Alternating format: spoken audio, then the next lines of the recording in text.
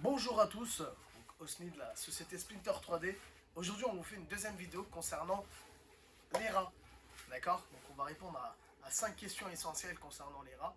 Donc, la première question, on va dire quels sont les types de rats qu'on peut rencontrer chez soi. La deuxième question, c'est qu'est-ce qui attire le plus le rat dans votre domicile. La troisième, c'est comment empêcher les rats de venir. La quatrième, quelles sont les maladies propagées malheureusement aussi par le rat.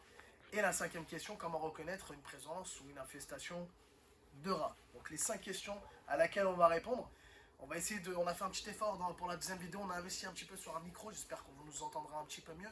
Mais je vous rassure, de vidéo en vidéo, on va un peu s'améliorer afin de mieux nous entendre. Donc à tout de suite pour la vidéo. Première question. Quels sont les types de rats en Île-de-France? Très bonne question, Sam. Quels sont les types de rats qu'on peut retrouver en Ile-de-France? En général, on en a deux. Le premier, c'est le rat brun. Et le deuxième, le rat noir. D'accord? Je vais vous dire les caractéristiques, les différentes caractéristiques. Le rat brun, il est aussi appelé le rat d'égout ou le rat des villes. D'accord? Tandis que le rat noir, on l'appelle aussi le rat des greniers. D'accord? Ou le rat des champs. Quelle est la différence entre les deux rats? La première, déjà la première chose, c'est que le rat brun, c'est le rat le plus répandu en Île-de-France. D'accord? C'est celui-là qu'on va retrouver le plus. Alors que celui-là, c'est le moins répandu. D'accord? Concernant le rat noir, il a une apparence, donc un pelage, généralement noir ou brun foncé. D'où le nom rat noir, hein, finalement. D'accord? Donc il a un pelage généralement noir ou brun foncé. Tandis que le rat brun, il a un pelage brun ou grisâtre. D'accord? Et la queue, elle est moins longue que son corps. Vous voyez? Voilà, dans la photo, c'est pas significatif, mais il faut savoir qu'il a une queue qui est beaucoup moins longue que son corps, alors que le rat noir, il a une queue qui est beaucoup plus longue que son corps. Ensuite, où est-ce qu'on trouve le rat brun? On va le retrouver dans les égouts, dans les jardins, dans les caves et dans les greniers. D'accord? Et le rat noir, il a tendance à grimper dans les arbres. Ah, celui-là, c'est un cascadeur. D'accord? Et on le retrouve dans les greniers et les endroits en général qui sont élevés. Voilà les deux types de rats qu'on peut retrouver et la différence entre les deux rats. C'est très important de le savoir pour mieux les traiter. Deuxième question. Qu'est-ce qui attire le plus le rat dans votre domicile? Encore une fois, c'est une bonne question, Sam, on va essayer d'y répondre. Alors, il y a plusieurs facteurs qui vont faire que le rat va rentrer chez vous. La première, la nourriture. Les rats sont principalement attirés par la nourriture qui est disponible.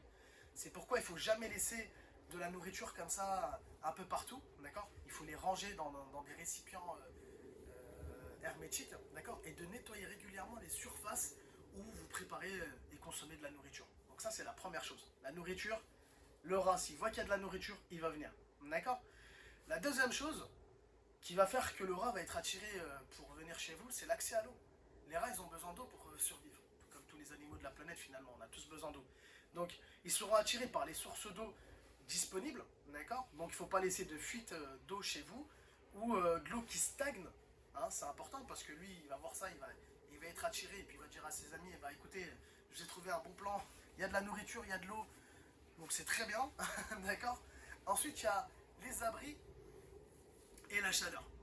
Les rats, ils vont essayer de chercher des endroits chauds et sûrs pour pouvoir faire un nid pour sa famille. D'accord? Donc les fissures dans les murs, les petits trous, les espaces vides vont faire en sorte que les rats, ils vont accéder chez vous. D'où la raison comment dirais-je, de boucher ces trous, d'accord? De ne pas laisser de trous dans les façades, peu importe, pour empêcher le rat de venir. Si lui, il a un accès, il faut savoir que si la tête rentre, tout son corps va rentrer. Il a une cage thoracique qui est assez exceptionnelle, c'est-à-dire que lui, il voit un petit trou, il va essayer de faire rentrer sa tête. Si sa tête rentre, j'ai fait un signe un peu compliqué, mais voilà, si sa tête rentre, sa cage thoracique va se rétracter et finalement son corps va passer. D'accord? Donc d'où l'importance de ne pas laisser de trou, d'accord, d'issue pour le rat. Et à partir de là, s'il voit que les combles, il est en sécurité et donc il va faire un nid, là à partir de là, ça devient problématique. La suivante, c'est aussi les déchets, les détritus.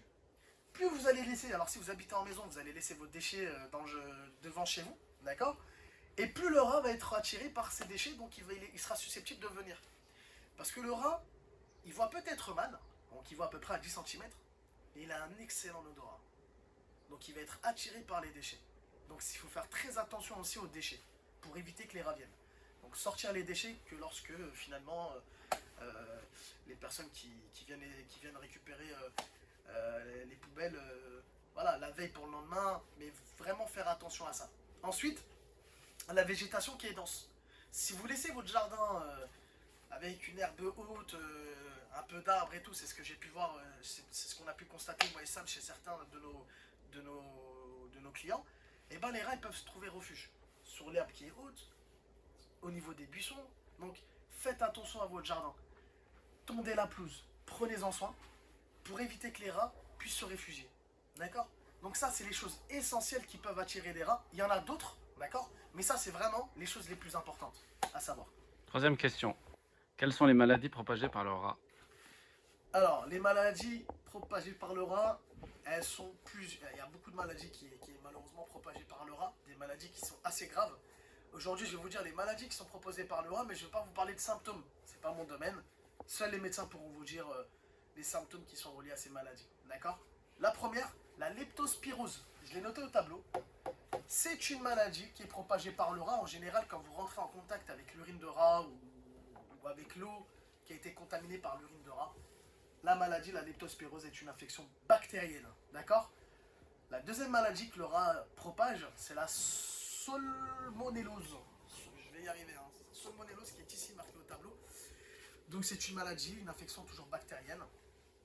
Et là, ça peut être la morsure de rat qui peut vous faire attraper cette maladie. Ensuite, il y a la peste. Le rat propage encore une fois la peste, malheureusement. Et il y a la fièvre d'Averhill. C'est une infection causée par une bactérie. D'accord? Donc, c'est les principaux maladies propagées par le rat. Je pense qu'il y en a d'autres. Donc, il faut vraiment faire attention. Si vous avez des rats, le plus important, c'est... Si vous avez des rats, il faut faire attention qu'il n'a pas uriné. Je sais pas moi, dans la cuisine, au niveau du plan de travail, à côté de l'évier. Il faut vraiment faire attention, désinfecter, parce que ces maladies-là, malheureusement, si vous les attrapez, elles sont quand même assez graves. Mais je vous rassure, hein, y a des solutions pour éviter que les rats rentrent chez vous. Et justement, c'est la question suivante. Ça sera comment empêcher les rats de venir. Quatrième question. Comment empêcher les rats de revenir? De revenir ou de venir? De venir. Ça m'y suis pas du tout, ça. Ça m'y suis pas. De venir ou chez nous, ou dans notre chambre à coucher, dans les combles. En général, tu veux dire dans une maison. C'est ça. Ou à l'appartement. D'accord. Avant de répondre à cette question, d'abord, je vous ai noté tout à l'heure ici la leptospirose et la salmonellose. Donc les maladies propagées par le rat. Je vous les noté ici parce que Sam, techniquement, il n'a pas pu déplacer la petite caméra. Donc voilà comment ça s'écrit, leptospirose et salmonellose. Et pour répondre à la quatrième question, qui est comment empêcher le rat de venir, bah c'est un peu déjà, si vous avez suivi la deuxième question, qui était qu'est-ce qui attire le plus le rat à votre domicile. On avait parlé de nourriture, on avait parlé de déchets, on avait parlé de végétation dense, on avait parlé de quoi encore, Samir? Des trous, des crevasses. Bien sûr. Tu chies, c'est très bien. Donc on a parlé un peu de tout ça. Donc déjà, si vous faites attention à pas laisser de nourriture comme ça un peu n'importe où dans votre cuisine, à éviter les trous, les crevasses, faire en sorte de fermer les fenêtres, de fermer les portes. Vous voyez? Et si vous voyez un trou, de le reboucher. Faire en sorte de ne pas laisser des ordures, de tondre la pelouse, de tondre aussi les buissons. Déjà là, on va empêcher le rat de venir. D'accord? Donc déjà, la réponse, elle est dans la deuxième question. Mais je vais vous dire une chose qui est vraiment vraie. D'accord? Je ne vais pas vous vendre du rêve. Un rat qui veut venir chez vous, il viendra quoi qu'il arrive. On ne pourra pas l'en empêcher. Je vous dis très sincèrement. Un rat qui veut venir, il va trouver la solution pour venir. On peut l'empêcher, mais s'il veut vraiment venir, il va rentrer. D'accord? S'il rentre, après c'est aux professionnels tels que Splinter 3D de faire en sorte de les faire partir. D'accord? Mais si déjà vous faites attention à ne pas laisser d'ordures, donc ça ne va pas l'attirer par son odorat, ou de la nourriture, ou de l'eau qui stagne, une fuite d'eau, ou des trous, peu importe, il va, entre guillemets, galérer à venir. Mais s'il veut venir chez vous, croyez-moi, il va s'inviter tout seul. Cinquième question. Comment reconnaître une présence ou une infestation de rats?